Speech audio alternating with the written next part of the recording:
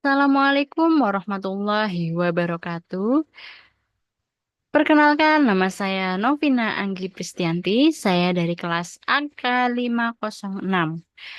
Izinkan saya untuk mempresentasikan ujian akhir semester mata kuliah Teori Akuntansi, Program Studi PJJ Akuntansi dengan dosen pengampu Ibu Yuanisa Aisyah Nafi. Topik utama yang akan kita bahas ada 5 poin. Yang pertama yaitu 4 pilar standar akuntansi keuangan atau SAK yang ada di Indonesia. Yang kedua, entitas yang harus patuh dengan 4 pilar standar akuntansi keuangan. Ketiga, yaitu referensi atau acuan dari masing-masing standar akuntansi keuangan. Yang keempat, yaitu standar akuntansi keuangan di Indonesia mengacu ke IFRS atau US GAAP. Yang kelima, yaitu apakah satu standar akuntansi keuangan fit to all. Kita akan membahas poin pertama, yaitu 4 pilar standar akuntansi keuangan atau SAK yang ada di Indonesia. Di Indonesia, standar akuntansi keuangan dikembangkan oleh Ikatan Akuntan Indonesia atau IAI untuk memastikan transparansi, akuntabilitas, dan keseragaman dalam pelaporan keuangan. Ada 4 pilar utama dalam SAK, yaitu 1. SAK internasional, 2. SAK umum, ketiga SAK entitas private, yang keempat SAK entitas mikro, kecil, dan menengah. Poin yang kedua yaitu entitas apa yang harus patuh dengan 4 pilar standar akuntansi keuangan. Standar akuntansi keuangan internasional. Entitas yang harus mematuhi standar akuntansi internasional adalah publicly accountable entitas tinggi, seperti perusahaan yang terdaftar di Bursa Efek Indonesia, perusahaan dengan dana masyarakat seperti perbankan, asuransi, dan BUMN, serta entitas yang memiliki laporan keuangan yang dipublikasikan secara luas. Standar ini bertujuan untuk memastikan transparansi dan konsistensi dalam pelaporan keuangan untuk entitas yang beroperasi di tingkat global, serta untuk memberikan informasi yang relevan dan dapat dipercaya kepada para pemangku kepentingan seperti investor dan kreditor. Entitas yang harus mematuhi standar akuntansi keuangan internasional meliputi A. Perusahaan terbuka, B. Lembaga keuangan yang menerima simpanan masyarakat, misalkan bank, asuransi, dan lembaga keuangan lainnya. Ketiga, entitas dengan ukuran dan pengaruh global. Standar akuntansi kedua yaitu standar akuntansi keuangan umum. Entitas yang harus mematuhi standar akuntansi keuangan umum adalah publicly accountable entitas, namun tidak terdaftar di bursa. Standar akuntansi keuangan umum bertujuan untuk menciptakan keseragaman dalam pelaporan keuangan dan memastikan bahwa laporan keuangan tersebut mencerminkan kondisi keuangan dan hasil operasional. Entitas apa yang harus mematuhi standar ini? Yaitu ada 3, perusahaan publik yang terdaftar di bursa saham dan memiliki kewajiban untuk melapor kepada regulator pasar modal dan publik. Yang kedua, perusahaan yang memenuhi kriteria ukuran dan pengaruh dalam perekonomian. Ketiga, entitas yang terlibat dalam aktivitas ekonomi signifikan.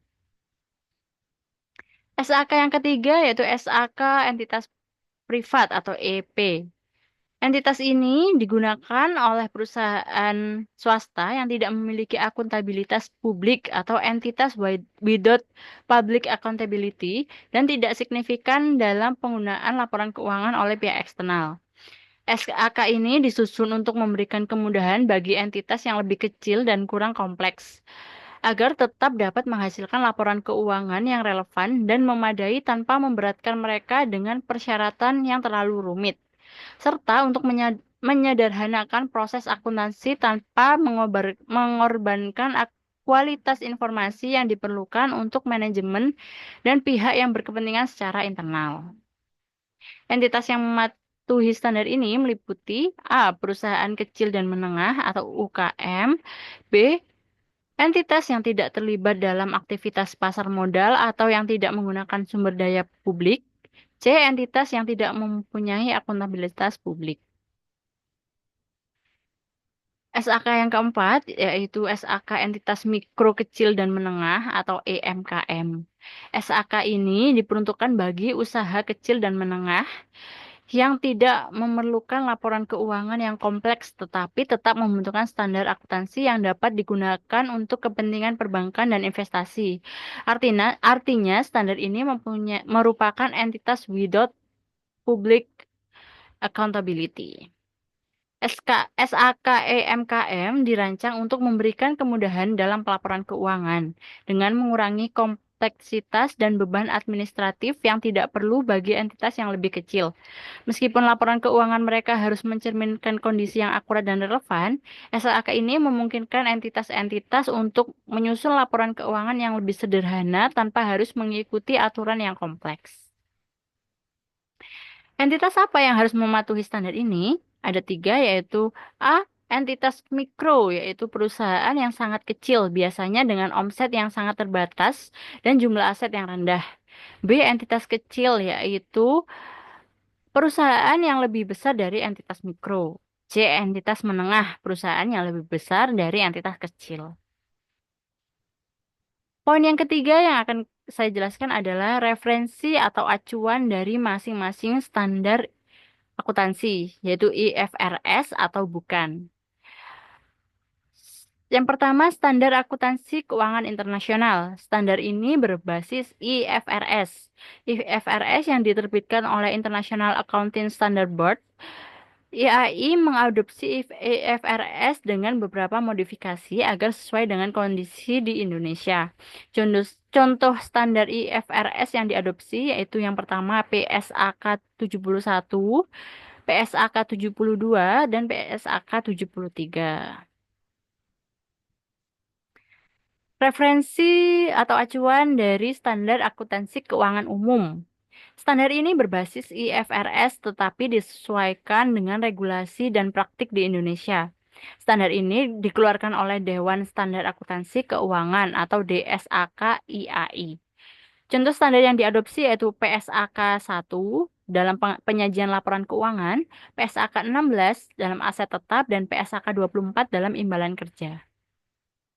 Referensi atau acuan dari standar entitas privat yaitu berdasarkan standar akuntansi keuangan yang lebih sederhana dibandingkan IFRS, tetapi tetap mengacu pada praktik internasional yang sesuai untuk perusahaan swasta. Dikeluarkan oleh IAI melalui Dewan Standar Akuntansi Keuangan. Contoh standar yang diadopsi yaitu yang pertama menggunakan metode biaya historis, yang kedua tidak ada pengakuan nilai wajar, dan yang ketiga yaitu pengakuan aset dan kewajiban yang lebih sederhana. Referensi atau acuan dari masing-masing standar dari SAK entitas mikro, kecil, dan menengah yaitu standar ini lebih sederhana dan ditetapkan oleh IAI agar dapat diimplementasikan oleh UMKM tanpa memerlukan keahlian akuntansi tinggi. Contoh standar yang diadopsi yaitu yang pertama, penyajian laporan keuangan hanya meliputi laporan posisi keuangan. Yang kedua yaitu laporan laba rugi. Yang ketiga, catatan laporan keuangan sederhana. Baik. Topik selanjutnya yang akan kita bahas yaitu mengenai standar akuntansi keuangan di Indonesia mengacu ke IFRS atau US GAAP. Standar akuntansi keuangan atau SAK di Indonesia mengacu pada IFRS atau International Financial Reporting Standard yang dikeluarkan oleh International Accounting Standard Board, bukan US GAAP yang dikeluarkan oleh Financial Accounting Standard Board di Amerika Serikat. Hal ini dilakukan untuk meningkatkan keselarasan dengan standar global, fleksibilitas dalam pelaporan keuangan, dan daya saing perusahaan Indonesia di pasar internasional. Mengapa Indonesia mengacu ke IFRS bukan USGAAP? Alasannya yaitu yang pertama, harmonisasi dengan standar akuntansi global. Indonesia memilih IFRS untuk memastikan bahwa laporan keuangan perusahaan di Indonesia dapat diperbandingkan secara global. Yang kedua, IFRS lebih fleksibel dan prinsip-based. Di Indonesia memilih IFRS karena lebih mudah disesuaikan dengan kondisi bisnis di Indonesia. Alasan yang ketiga yaitu adopsi bertahap IFRS dalam SAK. Ikatan Akuntan Indonesia melalui Dewan Standar Akuntansi Keuangan telah mengadopsi IFRS secara bertahap sejak 2012. Alasan yang keempat yaitu regulasi dan otoritas keuangan mendukung IFRS. Otoritas Jasa Keuangan atau OJK dan Bursa Efek Indonesia mendukung menggunakan IFRS untuk meningkatkan transparansi dan daya tarik investasi asing. Baik, poin yang terakhir yang akan kita bahas yaitu apakah satu standar akuntansi keuangan fit to all? Jawabannya adalah tidak, karena satu standar akuntansi keuangan atau SAK tidak dapat digunakan untuk semua entitas atau fit to all.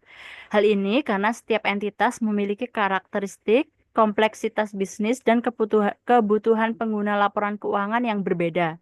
Oleh karena itu, di Indonesia terdapat 4 pilar SAK yang disesuaikan dengan jenis dan skala entitas yang berbeda. Mengapa satu SAK tidak bisa digunakan untuk semua entitas?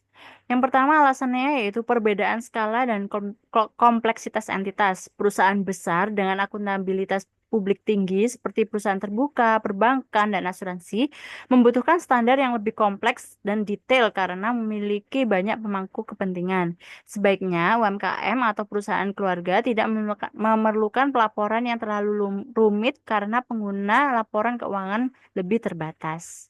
Alasan yang kedua yaitu perbedaan regulasi dan kebutuhan pelaporan. Perusahaan publik harus mengikuti aturan dari Otoritas Jasa Keuangan dan Bursa Efek Indonesia yang mensyaratkan penggunaan SAK berbasis IFRS. Sedangkan UMKM lebih membutuhkan laporan yang sederhana dan mudah dipahami, sehingga mereka menggunakan SAK IMKM. Alasan yang ketiga yaitu prinsip akuntansi yang diterapkan berbeda. SAK berbasis IFRS, misalnya PSAK 71, 72, dan 73 menerapkan pengukuran nilai wajar, pengakuan pendapatan berbasis kontrak, dan metode akuntansi kompleks lainnya. Sedangkan SAK etap dan SAK EMKM lebih banyak menggunakan biaya historis dan metode sederhana untuk memudahkan entitas dalam pencatatan. Ya, kesimpulan yang dapat kita tarik yaitu yang ada tabel kesimpulan, yaitu ada jenis SAK, SAK internasional. Entitas yang menggunakan yaitu perusahaan publik, perbankan, asuransi, BUMN, perusahaan multinasional dengan referensi atau acuan yaitu menggunakan IFRS. Jenis SAK umum yaitu entitas yang menggunakan perusahaan dengan akuntabilitas publik tetapi tidak terdaftar di bursa dengan referensi atau acuan yaitu disesuaikan menggunakan IFRS yang disesuaikan dengan regulasi Indonesia. Sedangkan dengan SAK entitas privat itu entitas yang menggunakan adalah perusahaan swasta, koperasi, bisnis keluarga. Dengan referensi atau acuan SAK ini menggunakan SAK yang disederhanakan berdasarkan IFRS. Jenis SAK yang keempat, SAK EMKM. Entitas yang menggunakan yaitu usaha mikro, kecil, dan menengah dengan referensi atau acuan SAK khusus yang sangat sederhana untuk UMKM. Kesimpulan berdasarkan digunakan oleh siapa dan karakteristiknya. Jadi berdasarkan SAK internasional digunakan oleh perusahaan publik, perbankan, asuransi, dan BUMN. Kalau karakteristiknya yaitu kompleks, berbasis IFRS, nilai wajar sering digunakan.